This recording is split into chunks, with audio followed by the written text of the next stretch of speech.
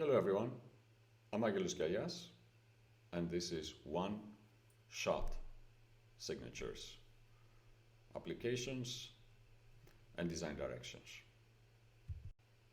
Let me go back once upon a time to a paper that more than 50 years ago, by all means, can be rightly called seminal.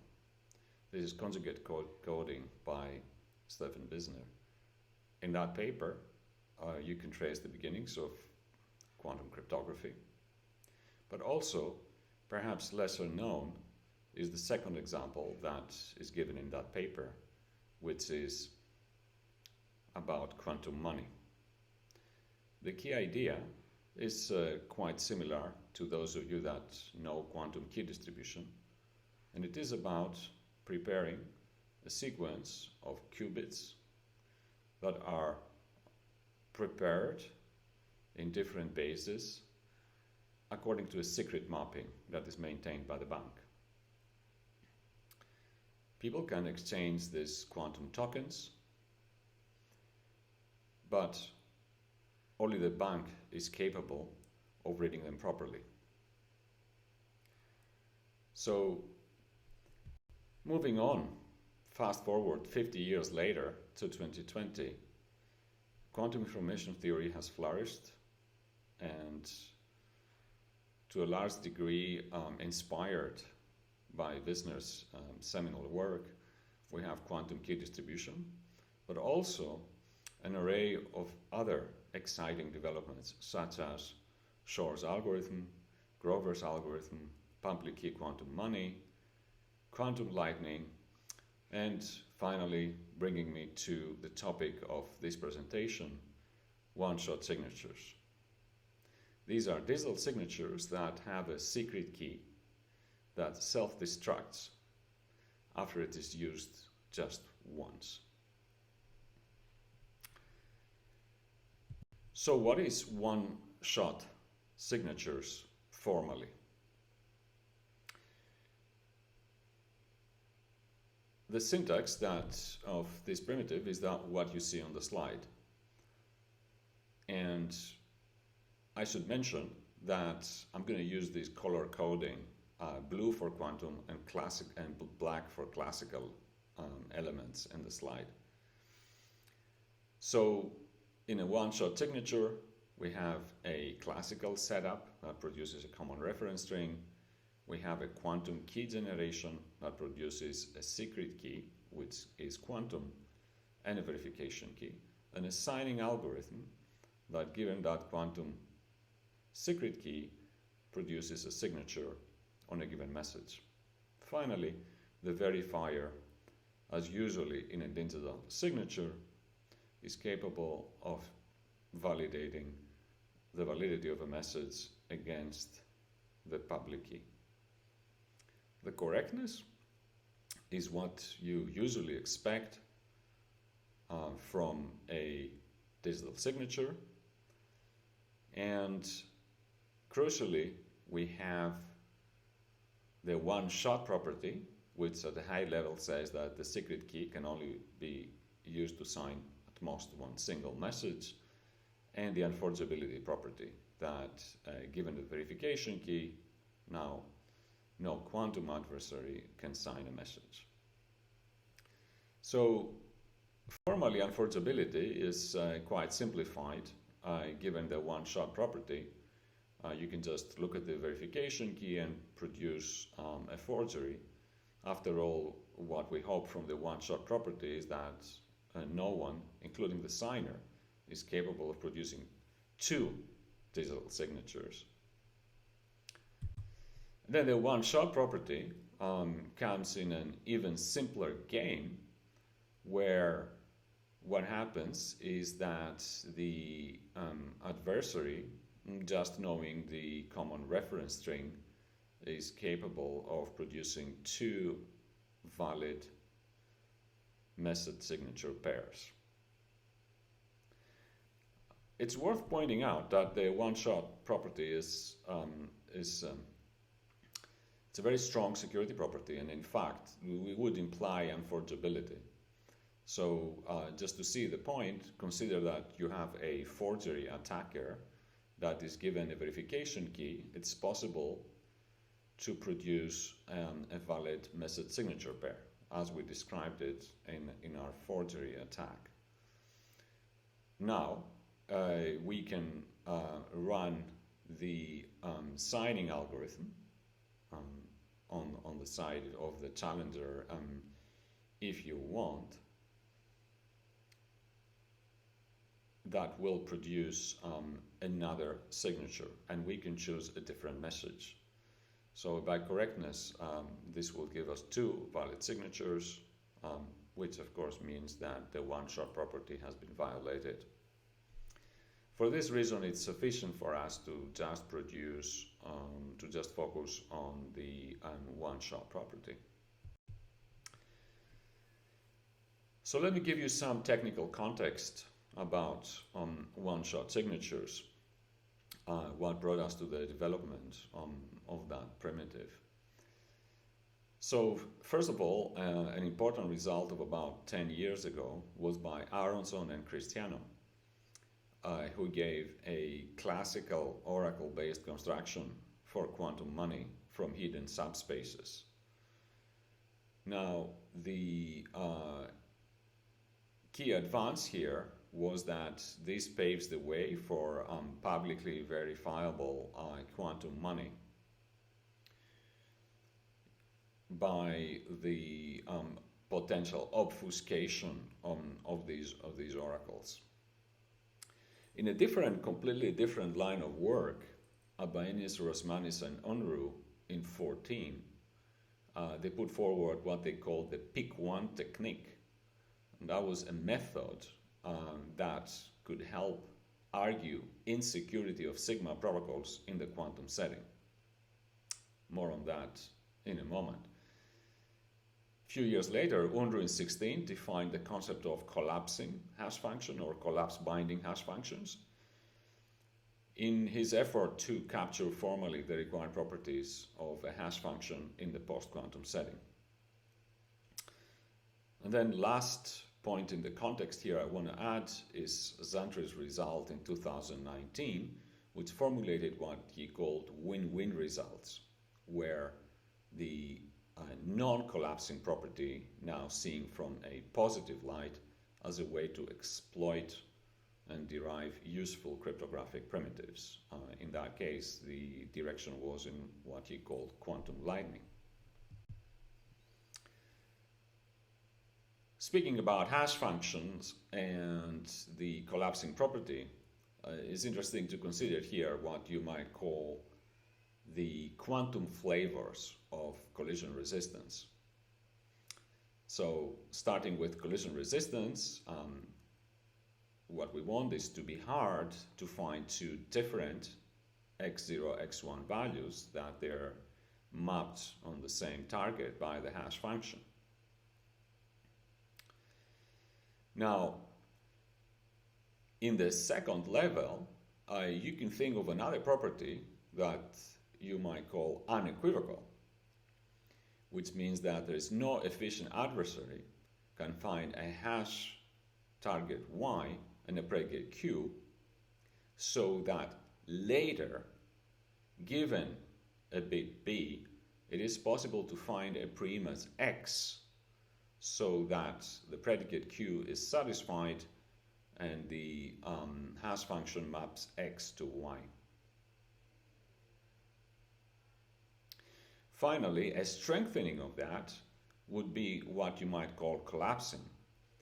So if you consider uy to be the preimage set of the target value y, having access to a superposition of uy inside, let's say, that set should not be no more useful than having a random element of uy. It's actually very easy to see that collapsing is the strongest property, and that would imply the function being unequivocal, and finally that would imply that the function is collision resistant.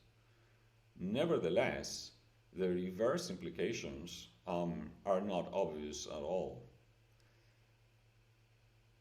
In fact, from a security perspective, we would like the function to be collapsing, and that's exactly the case where collapsing was introduced in the context of what does it mean for a function to be properly secure in a post-quantum setting.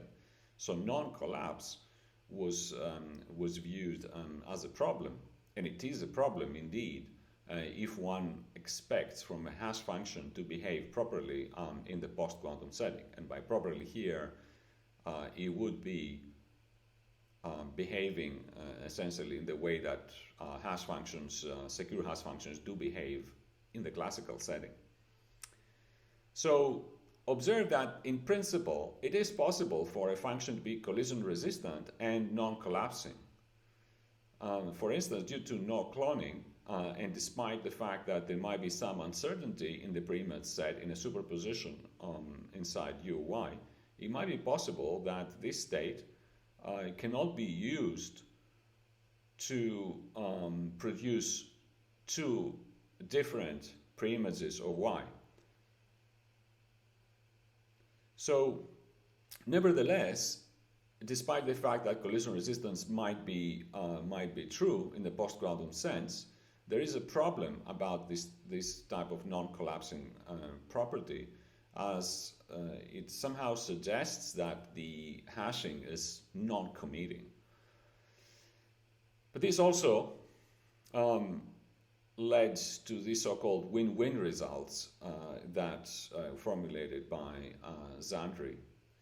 So quantum lightning is such an application that could be derived by a hash function that is suitably non-collapsing and collision resistant. And quantum lightning is a primitive that in many ways strengthens public key quantum money. It has a quantum key generation that generates what's called a bolt, and the bolt could be verified, resulting to a unique serial number, but it's not possible to clone a bolt, so it's not possible to have two bolts that have the same serial number. Now, one of the key observations here is that there is actually much more interesting things to do in that space, and in fact we will describe now interesting implications of the equivocality concept in the context of our primitive one-shot signatures. So speaking of equivocal hash function, let's get to a definition. So the syntax is what you see here. We have a quantum key generation that produces a secret key, a target Y, as well as a predicate Q. The hash function operates as expected, so it maps a string X to its target Y, but the interesting part is on this quantum algorithm that equivocates given the secret key, which is also quantum. And the key point is that it equivocates around the predicate Q. So if we give it a value B, it's going to find a pre-image of Y that satisfies Q. Otherwise, from a security perspective, we would like H to be collision resistant. And it is actually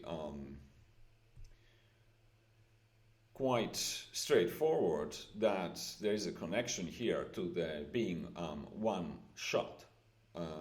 Obviously, if we were able to keep equivocating, we would be able to break this one-shot property. So the connection that we're going to make is quite simple to see. So if you have an equivocal hash, it's possible to derive a one-shot signature in this fashion.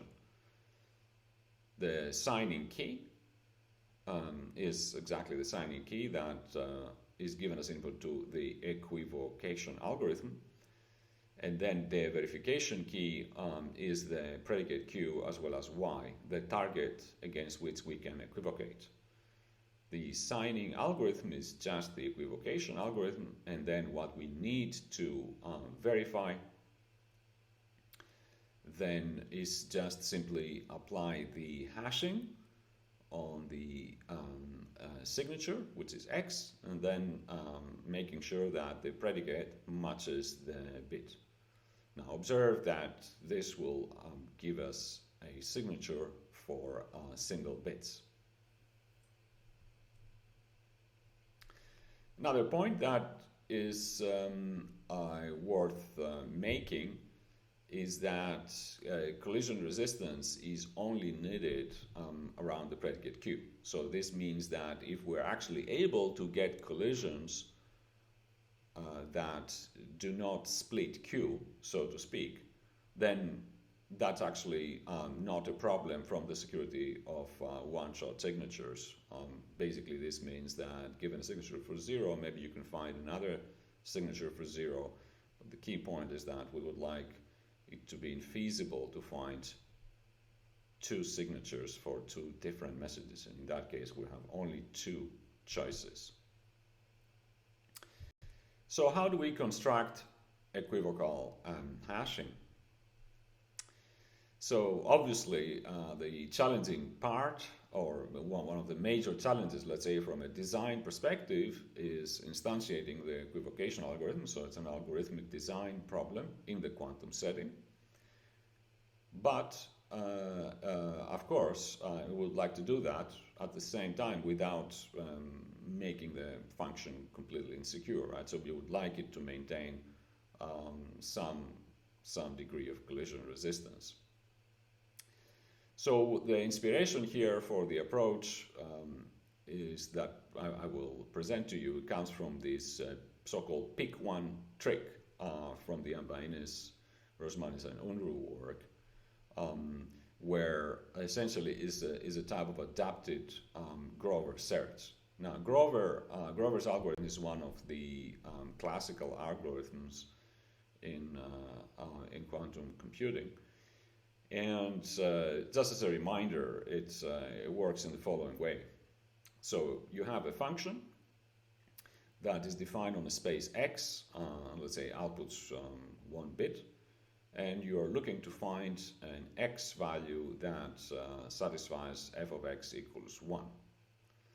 Now there could be just one of those values, or there could be many, and we can actually divide the total possible set into these yes values and the no values.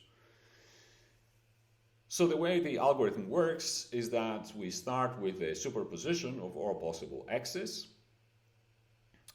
and then the algorithm has the following fundamental step. The first thing it does is that it applies what's called like a phase shift on that superposition, which you can think of it as a quantum operation that negates the sign of the solution. And then it has this diffusion operator that what it does is that it goes to this superposition and reflects all the amplitudes about the mean amplitude. Now, it's helpful actually to think of the geometric interpretation of this algorithm. That's much more intuitive. The key idea is that the shift operation can be seen as a reflection about the no axis, and you can think of it as actually two-dimensional. Grover can be seen as a two-dimensional type of algorithm that operates in this yes-no space. So you can see also in the diagram here at the bottom, that's the initial superposition, and then we have the reflection about the no axis, and then the second step, the diffusion operation, actually is a reflection about the psi. So what's happening after this reflection is we get this blue arrow, And the intuition here is that every step of Grover is actually lifting this value towards the yes direction. So the key point is that if we do this enough, and actually in the classical case of Grover, where we're just looking 1 out of n elements, it is proven that if you do this square root of n steps, then you brought this blue arrow close to the yes direction, and then by measuring, it's possible to obtain the solution. So what is the Grover adaptation that's happening in the Abbaini's work?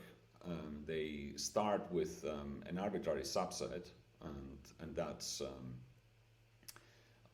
some subset of the space we're interested in. So that's the important departure from Grover. So we don't have a superposition of everything, but we have a superposition of something that can be secret.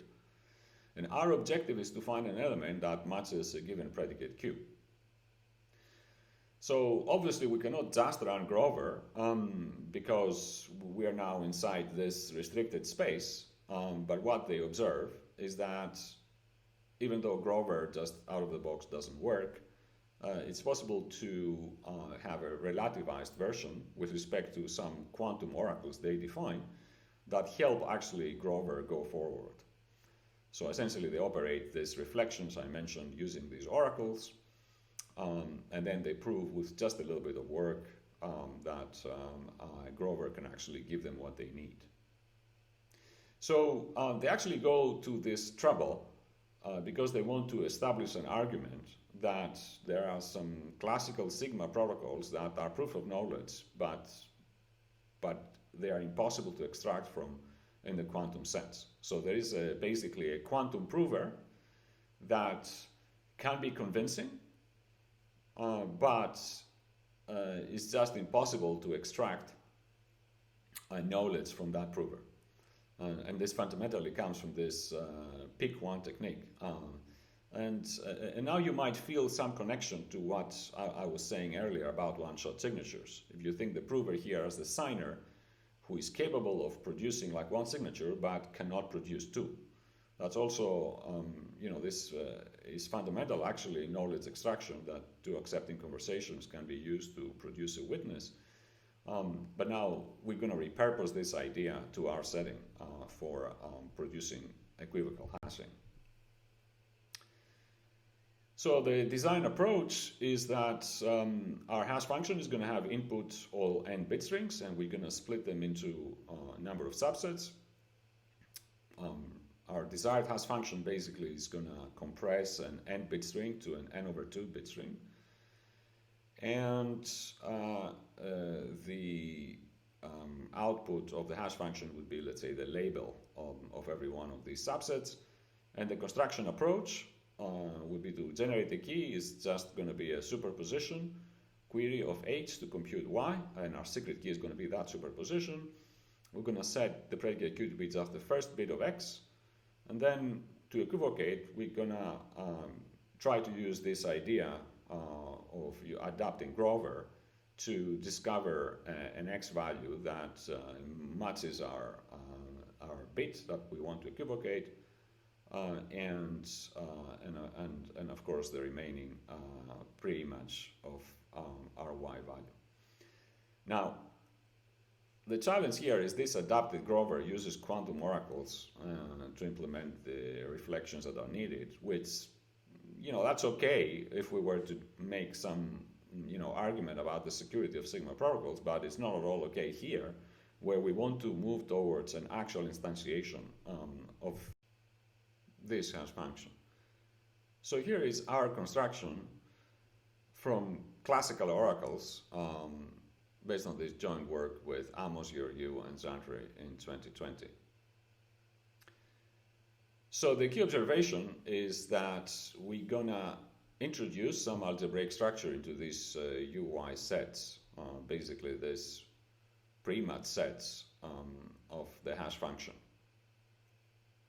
Now this algebraic structure is going to help us create some classical oracles that will help us do exactly the same job that these quantum oracles in the Abbaini's child construction did and helped to get Grover going. There's two important observations. So first of all is that if we get the superposition of this pre-image set, and we assume that now that this is an affine subspace of the vector space of all n bit strings, and we apply a quantum Fourier transform, and then a membership tab on the orthogonal space, and then another quantum Fourier transform, this is going to take us back to the superposition inside the pre-image set. In fact, this observation about subspaces goes back to the quantum money verification in the Aronson and Cristiano paper. Now, another aspect here, which is, if you want, the complementary of that, is that if we apply exactly the same operation now in the subspace orthogonal to this superposition of pre-image sets, then we're going to get a minus sign in front of it. And this is exactly the type of thing that we want to do to argue that this unitary operation is exactly what we need in order to implement Grover. So, in a nutshell, this is how the construction is going to go. We're going to assume two oracles now that you can think of them as classical oracles. The first one is the hash function, which given an input x, which is an n-bit string, it maps it to the corresponding label of the subspace.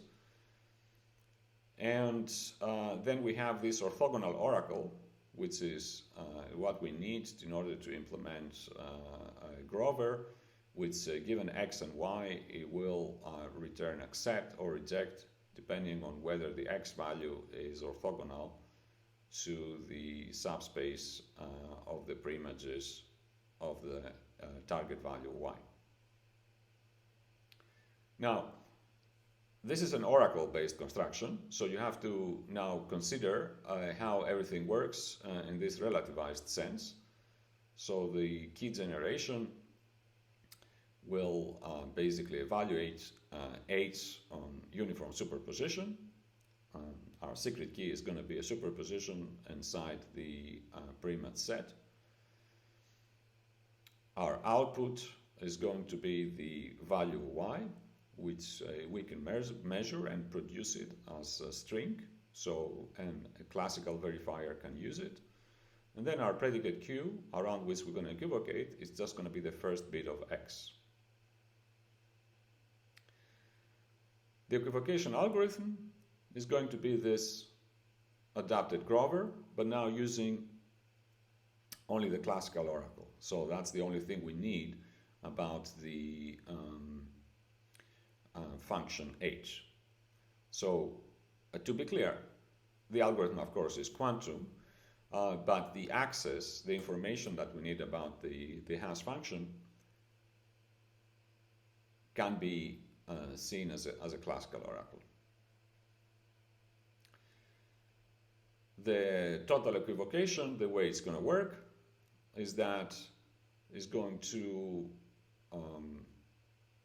apply Grover and keep checking whether we have succeeded in producing the bit that we desire in the first position.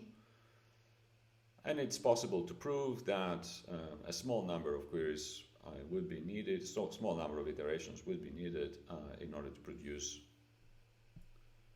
the equivocation that we need, which, as we said, leads to the signature. So this completes the one-shot signature construction from classical oracles. And now we're going to take a small break from the quantum aspects, and we're going to come to some of the motivation that we have for looking into this primitive. So let's see what interesting cryptography we can get from one-shot signatures. So the first primitive I would like to discuss is called budget signatures. A budget signature is a digital signature where the public key is associated with a budget, and the budget association is made by a certification authority, who comes and produces a certificate and associates the public key of the budget signature with a particular budget. Without loss of generality, let's say it's 1. Now, what happens in the budget signature, every time the signer produces a signature, it associates a portion of their budget with the signature. And this is done by using the one-shot signature repeatedly. So you start with an initial verification key by one-shot signature. That's what's been certified. And then you proceed to split the budget in this tree structure. For instance, in this case, we have 2 new verification keys which are produced by the signer, and each one of them now are certified for a budget, in this particular case, 0.4 and 0.6. Observe that the sum is always, in this case, 1, which is the node above these 2 keys in the tree. Further, only the top, the root of the tree, is certified by the authority. The signer themselves, they can produce these certifications further down the tree. Observe that it's absolutely up to the signer to produce the splits that they desire. And now the verifier, whenever they want to verify a signature, finally on a message, now you can think of message being a leaf on that tree, then that leaf is associated with a particular budget, which is, you can think of it as being spent. Verifying the whole tree is something that the verifier can do to ensure that the budget has been split accordingly, or at least as many nodes from the tree as needed. And of course, we can use snarks to compress the signature size at the end to bring it to a constant. Some immediate applications here is what we can call divisible quantum cash with a classical bank. So you can think of the merchant would eventually receive a deposit signature for any value C that the signer is willing to produce, and then he can claim that value from the bank. Now, if you compare that construction to classic eCash, you can observe that this has this unique property that the bank is completely offline during payment, but the merchant can be absolutely certain that the payment has went through, as long as they can verify the certification of the budget signature. I'm moving on to another primitive that we call ordered signatures. In that case, every signature is associated with a time tag, and the security is that we cannot sign messages with tags in the past. So you can think of the ordered signature as this sequence that the signer certifies future keys, again at every time using a one-shot signature, and then there's this timestamp that goes only forward. The verification happens by verifying all signatures and that the sequence of timestamp is forward, and of course the verifier can take into account the current time depending on the use case that ordered signatures are being used. Now you can think an immediate relationship here to key evolving signatures, where we get a guarantee that the key in the past has been destroyed. Finally, the whole system the whole signature can be burned. The whole signature can be burned by signing, let's say, at the time point of infinity. So there's no more messages possible to be signed.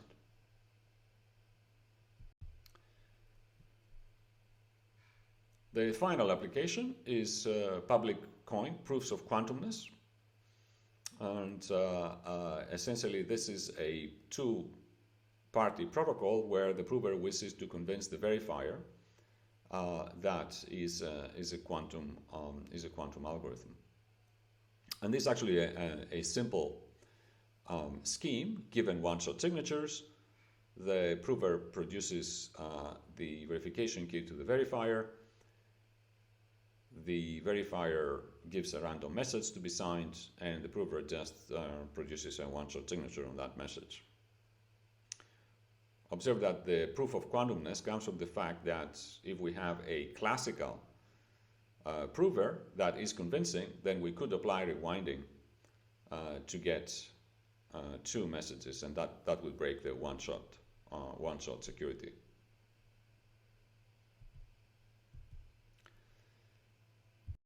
Now let me move to applications to blockchain protocols, which was also one of my motivations for looking at this primitive and trying to understand how it can be used in that context.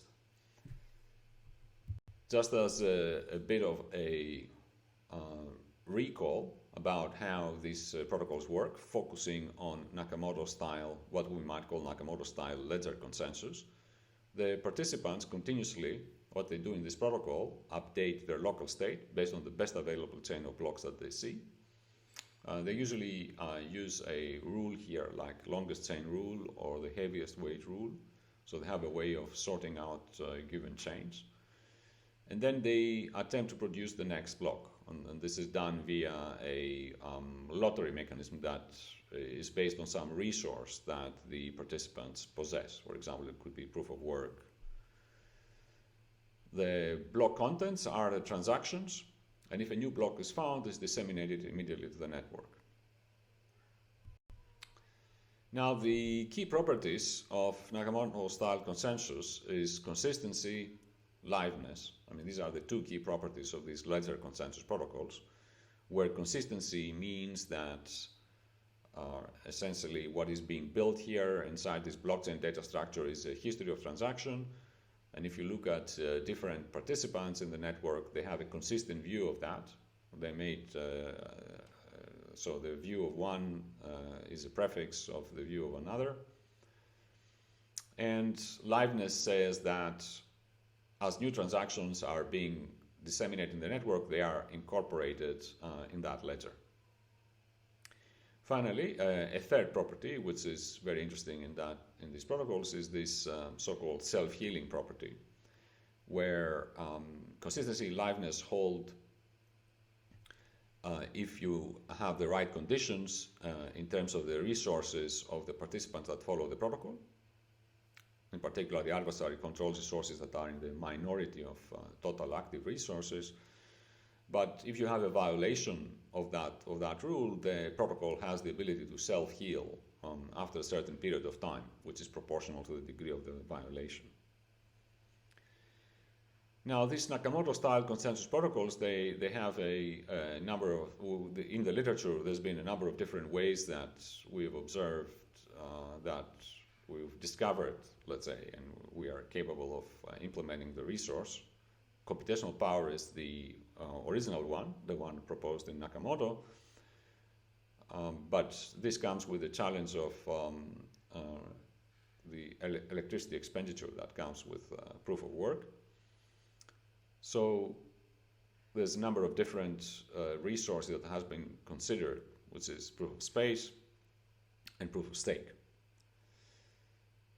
So aside of the waste of resources that you get in non-proof of stake approaches, some other challenges is what is called costless simulation in proof of stake protocols, something that we'll explain in a moment.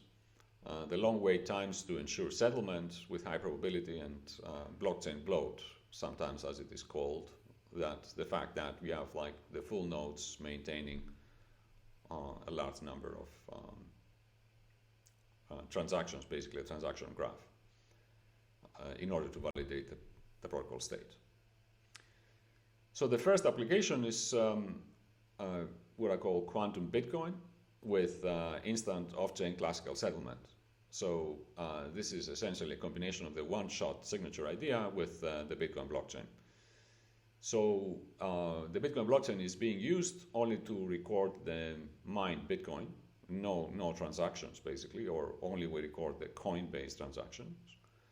And every mined block basically instantiates a budget signature. the primitive that we just defined. So the Bitcoin holders, in this way, they can spend any fraction of their Bitcoin, and ultimately all Bitcoin is are verified against these mining events in the common blockchain. The transfer of Bitcoin, despite the quantumness, let's say, of the secret keys involved, the whole system remains classical from a verification perspective. So in a way, you can think of this system as using the blockchain only to control the monetary policy. It also enables agreement about the monetary policy. So for instance, we can still have the rule in Bitcoin that approximately every 2 weeks, we have a fixed amount of Bitcoin that is mined. The settlement time of here is immediate and off-chain, perhaps with the exception of freshly minted Bitcoin that the participants might want to wait a bit before using them to ensure settlement. And then, as a final point here, it's if such a protocol can be constructed, it's possible to transition the existing Bitcoin network via hard fork to this quantum version. So the only thing that's needed is to continue to service the transition transactions that go from the pre-quantum era to the quantum era, and then you can go to that setting where you have off-chain transactions with instant settlement. Another application, which is very interesting, it has to do with the so-called long-range attacks. So first, in a common, well-known and broadly discussed topic in proof-of-stake blockchains is what's called a costless simulation attack, where the adversary reuses block opportunities to sign multiple histories, like the cases of the blocks A, B above. And this may lead to what's called as long-range attacks, where the adversary can construct an alternative legitimate history for the whole blockchain if he has a dishonest majority among some proof-of-stake cryptographic keys that basically held control of the blockchain at some point in the past. Now, the reason that these attacks are serious is that these keys could be subverted after they have been depleted, let's say, of their stake. So this is a serious problem for proof of stake, and there is a number of mitigations that people have considered. An important one is around key evolving keys, where basically you have to erase past keys. And this matches the Ouroboros line of work and Algorand. Then there is the idea of using economic incentives to incentivize that keys are erased. And another idea is to use verifiable delay functions to embed a concept of time or passage of time within every blockchain, within the blockchain itself.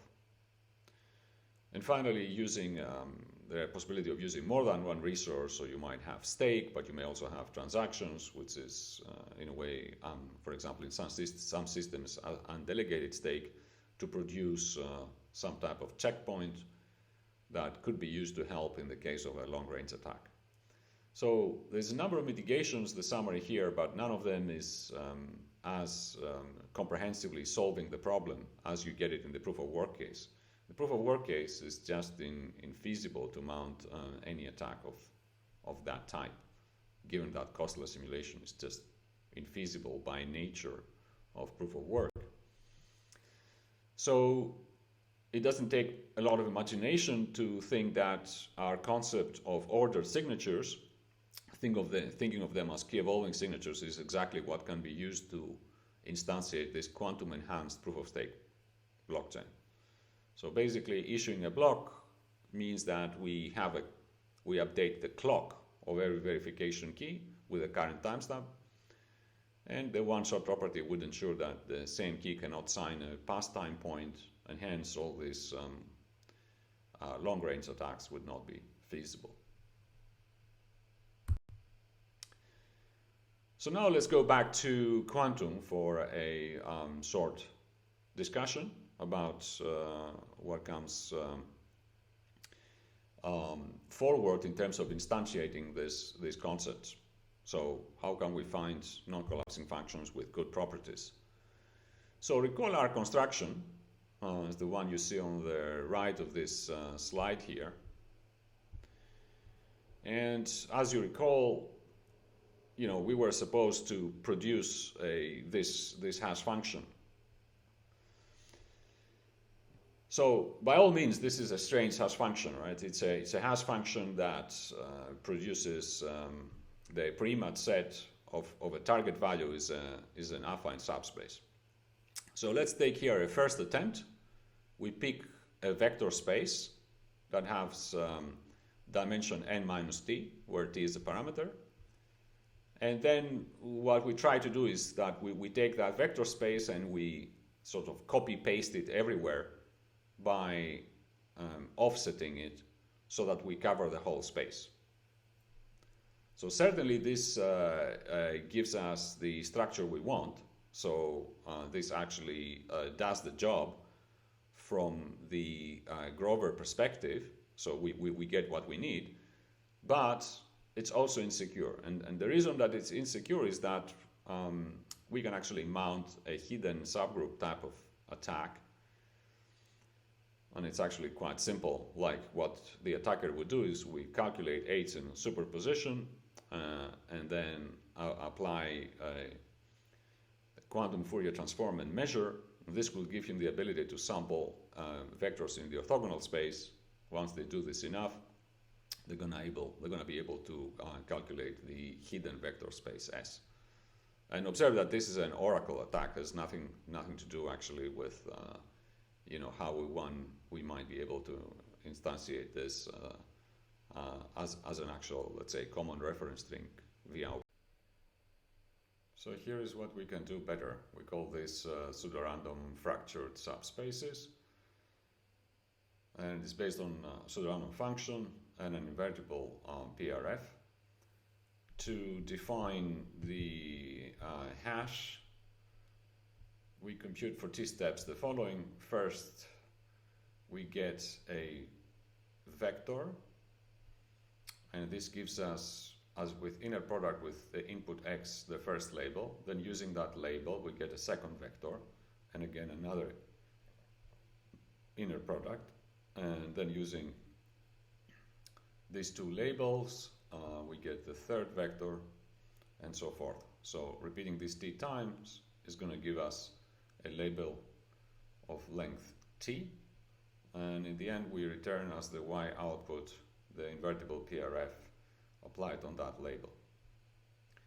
Now to implement the orthogonal oracle, we invert the PRF, we get the decryption of the label L, and then using the PRF we recover all the vectors.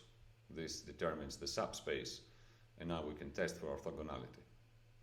So we can prove various interesting facts about this function.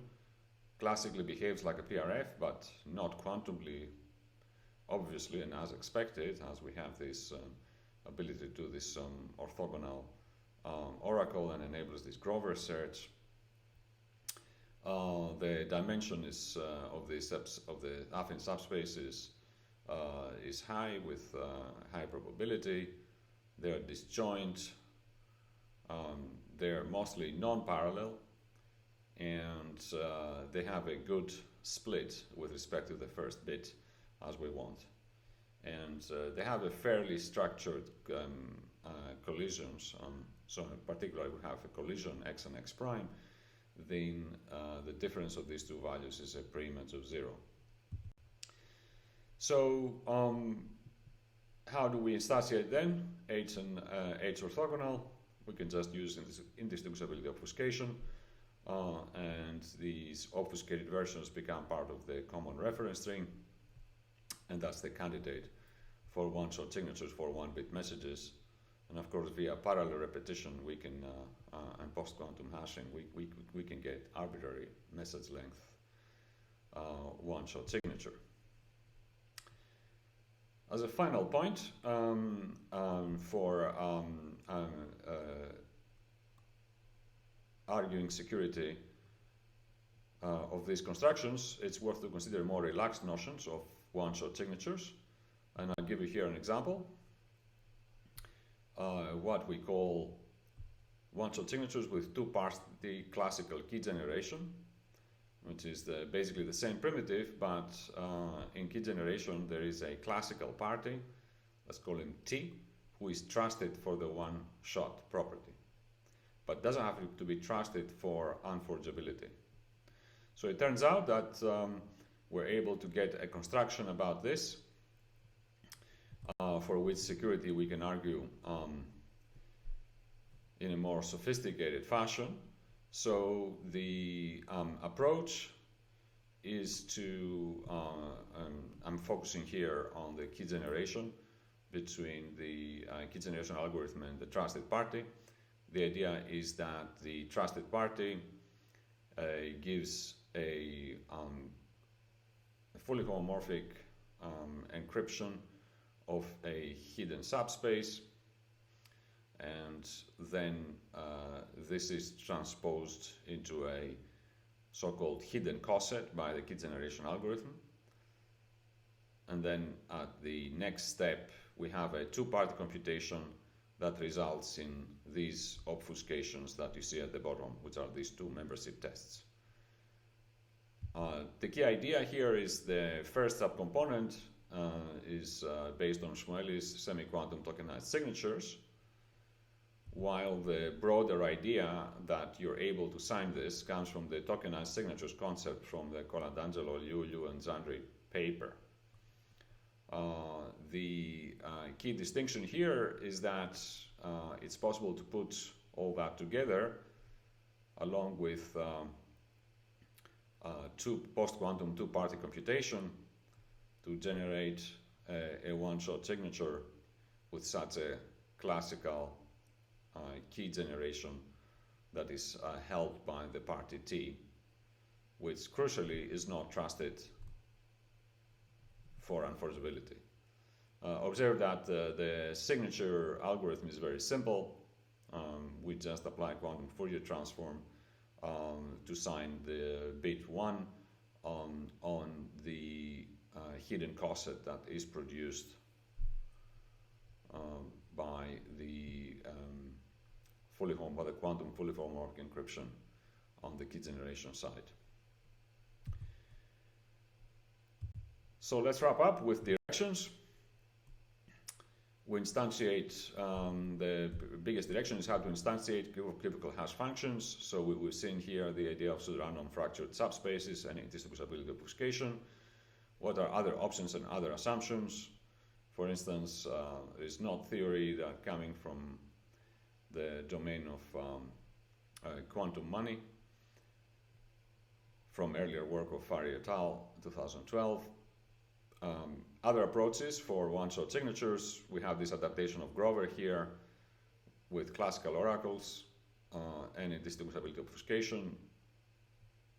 More recently, Spooner and Dalano, they demonstrated via quantum rewinding argument that it's possible to get from any non-collapsing distinguisher a one-shot commitment, which is enough for one-shot signatures. That's another design approach. And finally, if we're able to get quantum obfuscation, this may enable also additional options for designing these primitives, going back to the quantum oracle approach of Ambainis et al. Getting one-shot signatures from plausible assumptions is obviously a huge open question.